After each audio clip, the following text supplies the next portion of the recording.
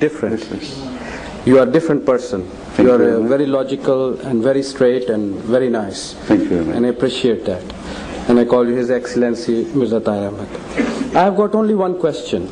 And this is, I think, deliverance from cross. Sarzafullah Khan has said Yes, also. that's right. And then in other.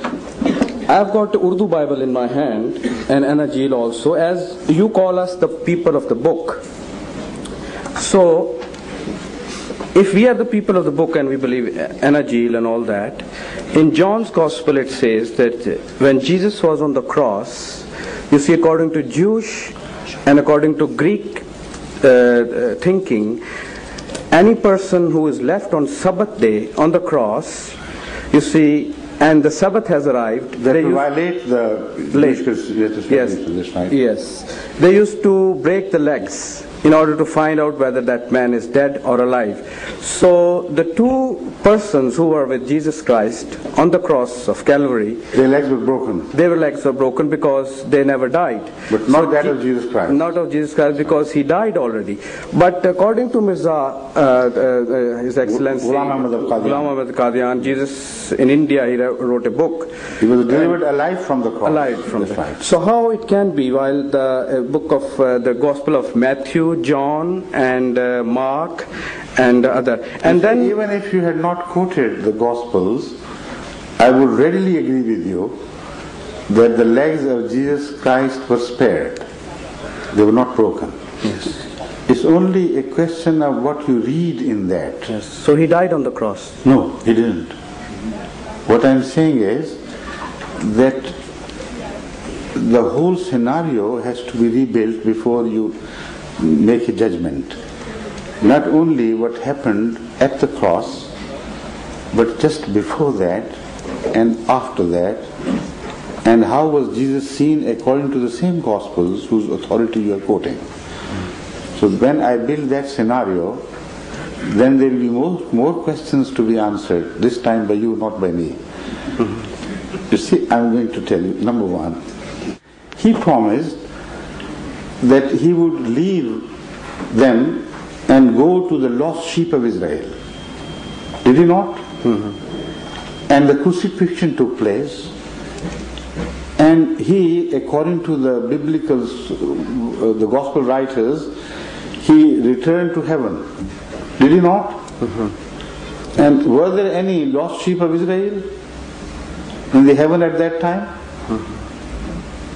Were any herds of the house of Israel, herds of sheep or herds of people belonging, of course that's the meaning, lifted to the fourth heaven or fifth heaven or whatever it was, so that Jesus could keep his promise and go to them? Obviously not.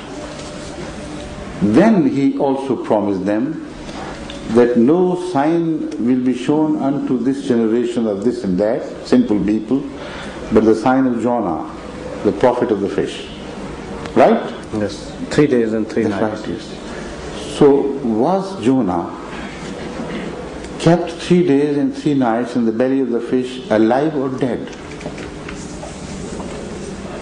If he was kept alive, if he was delivered from near death, then this is the sign which one expects of Jesus Christ to show. And then now come just close to the time where we find Jesus praying and also reminding his followers around that this is no time for sleep, get up and pray. And he was almost shedding tears of blood. And then he prayed to God that I don't want this. Please wave off this bitter cup from me. But still I submit that thine should be done. If you have decided that I must be sacrificed, then go ahead and do it. As far as I am concerned, I am praying to you not to make it happen as it's happening, it's about to happen. Now this description of the Bible takes away the spirit of deliberate sacrifice on the part of Jesus altogether. So that means that it was God who was forcibly slaughtering his son And the son was all the time beseeching him not to do that. But at the same time, he must have received an assurance from God that he will be saved from the ignoble death.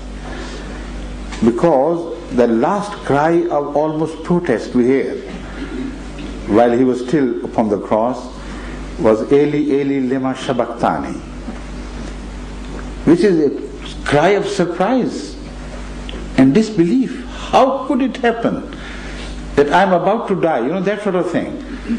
Have you abandoned me? Well, it seems God had promised him he would never abandon him.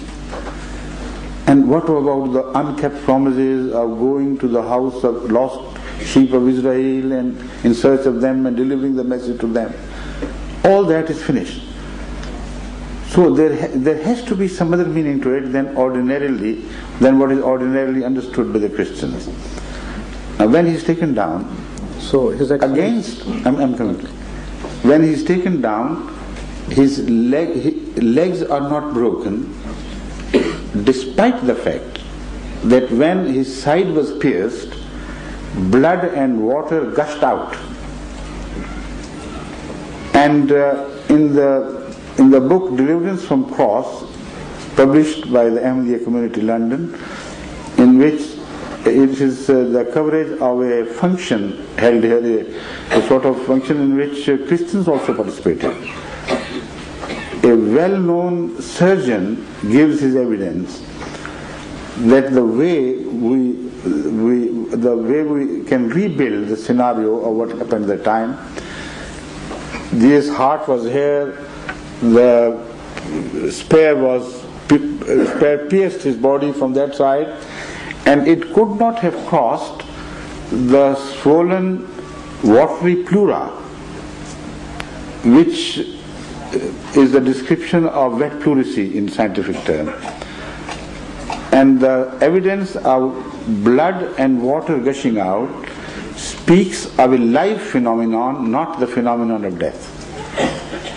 So he says it is a positive evidence according to medical understanding that Jesus had not yet died by the time his side was pierced. But his heart was not damaged.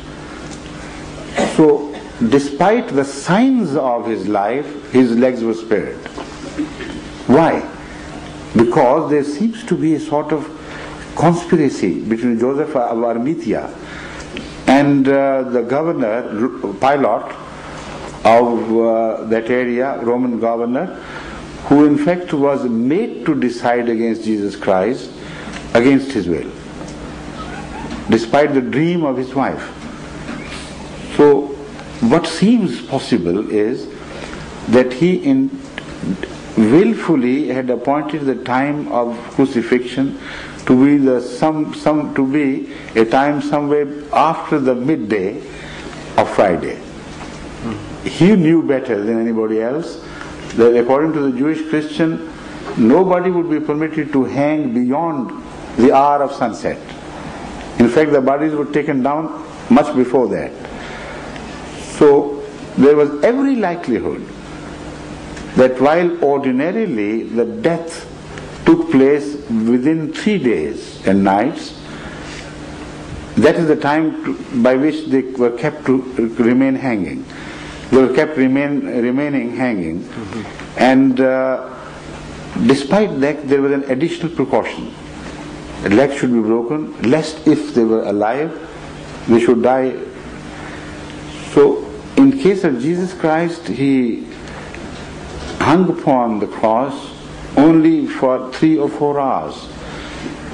Because according to the time of the year, the days had already started shortening. Now they were still short, and they were not yet elongated as we find in the summer. And before the sunset, the bodies of all these 3 were taken down. Although the legs of the criminals were broken, he was spared. Why? I believe out of special courtesy and out of some secret order.